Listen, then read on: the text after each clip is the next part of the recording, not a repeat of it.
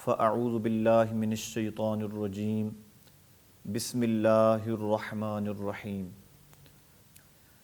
احباب ذی وقار، اللہ رب العزت کی حمد و ثناء اور رسول پاک علیہ الصلاۃ والسلام کی بارگاہ ناز میں ہدیہ درود و سلام عرض کرنے کے بعد مالک کائنات کی بارگاہ بے نیاز میں التجا ہے کہ وہ ہماری اس حاضری کو قبول فرمائے۔ احباب ذی وقار، یوں تو تاجدار کائنات صلی اللہ علیہ وسلم کی ذات سے انسانوں نے محبت کی، جنوں نے محبت کی، چرند پرند نے اور درختوں نے، جمادات نباتات نے محبت کی، پتھروں نے محبت کی، خود خالق کائنات نے حضور علیہ الصلاۃ والسلام سے محبت کی۔ لیکن آج ہم اس مختصر سی محفل میں ایک جانور جس کے پاس نہ عقل و خرد ہے، نہ فہم و فراست ہے، جس کو ہم اردو زبان میں گوہ کہتے ہیں،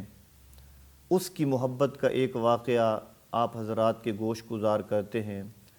جس کو روایت کرنے والے عظیم الشان جلیل القدر صحابی حضرت سیدنا فاروق اعظم رضی اللہ تعالی عنہ ہیں، اور اس کو امام ابو نعیم نے روایت کیا ہے دلائل النبوہ میں، اور اس کے علاوہ کتب احادیث میں یہ حدیث بہت بڑی مشہور ہے۔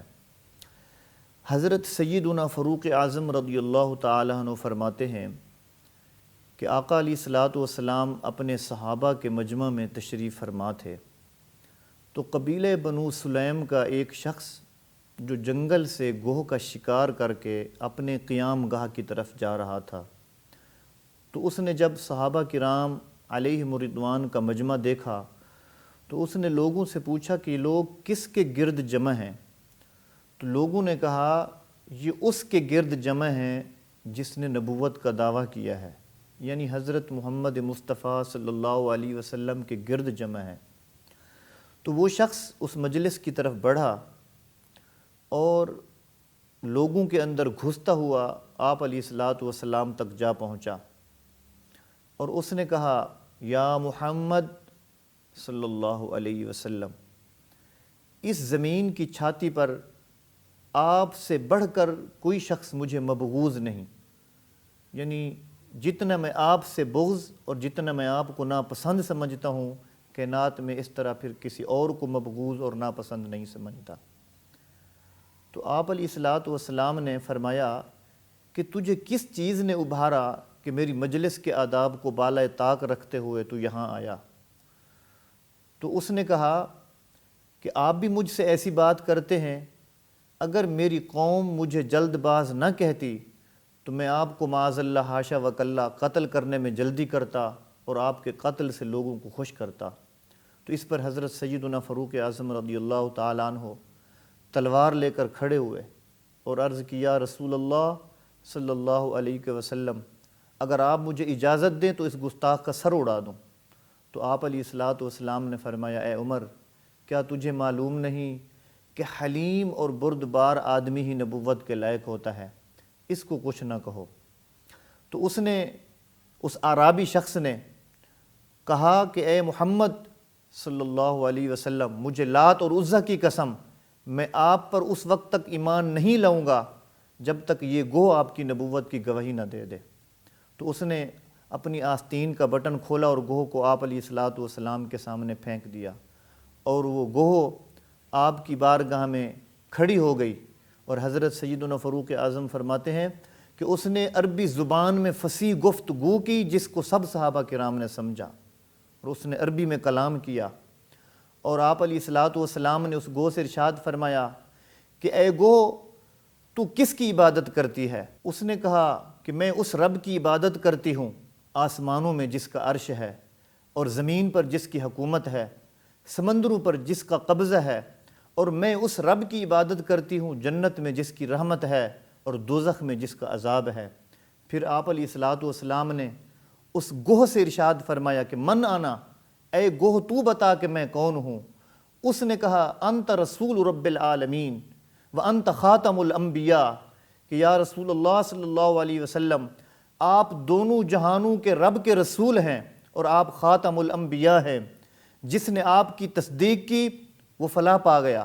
اور جس نے آپ کی تکذیب کی وہ دنیا میں بھی ذلیل ہوا، آخرت میں بھی خوار ہوا۔ پھر آپ علیہ الصلوۃ والسلام نے جب یہ گوہ سے کلام کروایا اور اللہ کی توحید اور اپنی نبوت اور رسالت کا اقرار کروایا، تو وہ اعرابی جو گوہ کو شکار کر کے لایا تھا وہ بے ساختہ بول اٹھا، اشہد ان لا الہ الا اللہ واشہد ان محمدا عبدہ ورسولہ۔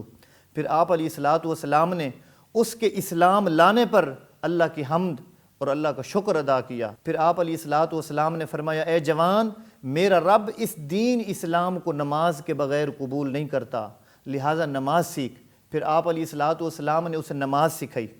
اور نماز سکھانے کے بعد آپ نے فرمایا سورہ اخلاص سیکھ، سورہ اخلاص سکھائی، سورہ فاتحہ سکھائی۔ پھر آپ علیہ الصلوۃ والسلام نے فرمایا یہ سورہ اخلاص ایسی صورت ہے اگر تو اس کو 1 مرتبہ پڑھے گا تو 1/3 کا ثواب، اگر 2 مرتبہ پڑھے گا تو 2/3 کا ثواب، اگر 3 مرتبہ پڑھے گا تو پورے قرآن کی تلاوت کا ثواب۔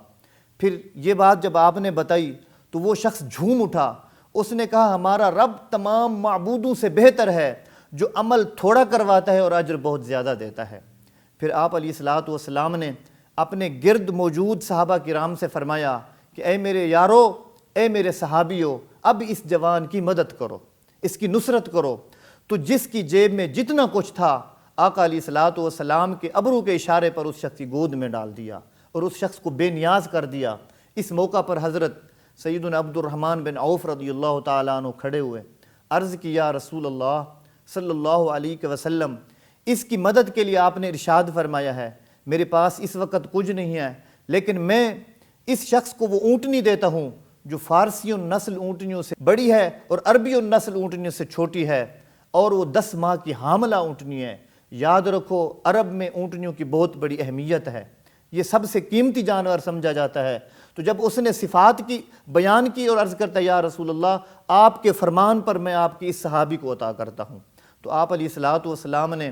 خوش ہو کر مسکراتے ہوئے، آپ کو معلوم ہے جب آپ علیہ الصلوۃ والسلام مسکراتے تھے تو آپ کے دانتوں مبارک سے نور چھن چھن کر دیواروں کو روشن کرتا تھا، تو آپ نے مسکراتے ہوئے ارشاد فرمایا عبد الرحمن بن عوف، تو نے جو اونٹنی اس کو دی ہے اس کی صفات تو نے بیان کی ہے، تجھے میں اس اونٹنی کی صفات بیان کرتا ہوں جو رب نے تجھے اس کے بدلے میں دی ہے۔ اور آپ علیہ الصلوۃ والسلام نے ارشاد فرمایا کہ اس اونٹنی کے بدلے میں اللہ رب العزت نے تجھے سوراخ دور موتیوں سے بنی ہوئی اونٹنی تیرے لیے اللہ رب العزت نے منتخب کی ہے، اس کے پاؤں سبز زبرجد کے ہیں اور اس کی گردن زرد زبرجد کی ہے اور اس پر ریشم کا کچاوا ہوگا، اور قیامت کے دن تو اونٹنی پر سوار ہوگا اور یہ اونٹنی بجلی کے کوندنے کی طرح تجھے پل صراط سے پار پہنچا دے گی۔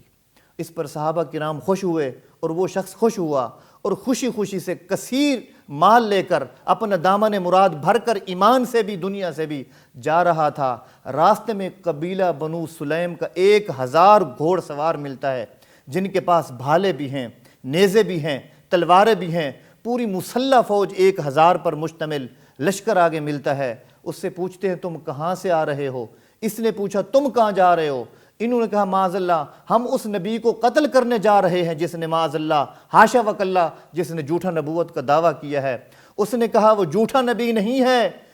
اشہد ان لا الہ الا اللہ واشہد ان محمدا عبدہ ورسولہ، میں بھی اس کا کلمہ پڑھ کے آیا ہوں۔ تو انہوں نے کہا تو بھی اپنے باپ دادا کا حق دین چھوڑ کر باطل کو اختیار کر لیا ہے؟ اس نے کہا نہیں نہیں، میرے باپ دادا کا دین حق نہیں ہے بلکہ دین محمد حق ہے، میں نے باطل کو چھوڑ کر حق کو اپنایا ہے۔ پھر جب اس کے اسلام کی خبر سنی اور اس نے پھر پورا گوہ کا واقعہ سنایا کہ میں نے ایسے گوہ کو پھینکا، اس نے کھڑے ہو کر بارگاہ رسالت میں باادب ہو کر وہ بولتی رہی، اللہ کی توحید کی گواہی دیتی رہی اور اللہ کی قدرت کی گواہی دیتی رہی اور رسول کی رسالت کی اور اس کے خاتم الانبیاء ہونے کی گواہی دیتی رہی، اور ساری باتیں سن کر میں ایمان لایا ہوں۔ اس کی اس بات کو سن کر وہ 1000 آدمیوں کا لشکر بیک زباں بول اٹھا اشہد ان لا الہ الا اللہ واشہد ان محمدًا عبدہ ورسولہ۔ 1000 آدمی بیک وقت مسلمان ہوا، اس بات کی خبر رسول پاک کو پہنچی صلی اللہ علیہ وسلم، تو آپ خوشی میں اٹھے تو آپ جو کملی مبارک کاندھے پہ رکھتے تھے خوشی سے وہ بھی وہیں چھوڑ دی، اور آپ بحر تشریف فرما ہوئے۔ ادھر سے وہ 1000 آدمی بڑھا، ادھر سے وما ارسلناک الا رحمۃ للعالمین کی شان کے مالک بڑھے، اور وہ 1000 آدمی گھوڑوں سے اتر کر آقا علیہ الصلوۃ والسلام کے جسم کے جس حصے تک ان کی رسائی ہو گئی، کوئی وجود مصطفیٰ میں سے پشت کو چوم رہا تھا، کوئی سینے کو چوم رہا تھا، کوئی ہاتھوں کے بوسے لے رہا تھا، کوئی قدموں کے بوسے لے رہا تھا، جس کا جہاں تک ہاتھ پہنچا رسول پاک کے وجود سے برکت لے کر اپنے ہاتھوں کو مس کر رہے تھے۔ تو میرے دوستو،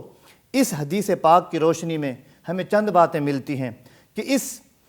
گوہ نے گواہی دی ہے کہ آپ خاتم الانبیاء ہیں۔ یہ ایک بے عقل جانور ہے جس کے پاس نہ عقل ہے، نہ فہم و فراست ہے، نہ علم ہے، نہ دانش ہے، نہ حکمت ہے، لیکن جنگل کی گوہ کر بھی کہتی تھی یا رسول اللہ آپ خاتم الانبیاء ہیں، لیکن آج کا کوئی انسان نہ مانے تو اس کی اپنی بدقسمتی ہے۔ اور دوسرا درس جو ہمیں اس حدیث سے ملتا ہے کہ آپ علیہ الصلوۃ والسلام نے فرمایا اللہ رب العزت اس دین کو نماز کے بغیر قبول نہیں کرتا۔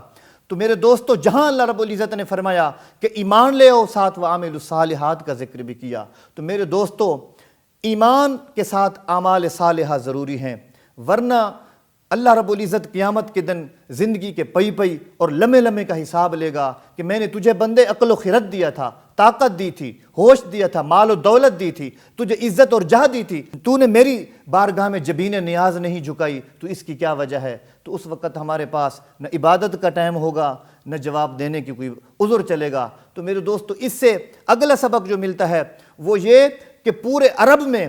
بیک وقت 1000 آدمی اس دن مسلمان ہوا تھا، نہ اس سے پہلے ہوا تھا نہ اس سے بعد میں ہوا تھا۔ تو اس حدیث پاک کی روشنی میں ہمیں یہ بھی درس ملتا ہے کہ ہم حضور علیہ الصلوۃ والسلام سے اگر ہم امتی ہیں، آپ کا کلمہ پڑھتے ہیں تو محبت کا دم بھرتے ہیں، تو ہم پر آپ کی اتباع ہر حال لازمی ہے۔ اللہ رب العزت ہم سب کا حامی و ناصر ہو۔ وما علیہ الا البلاغ۔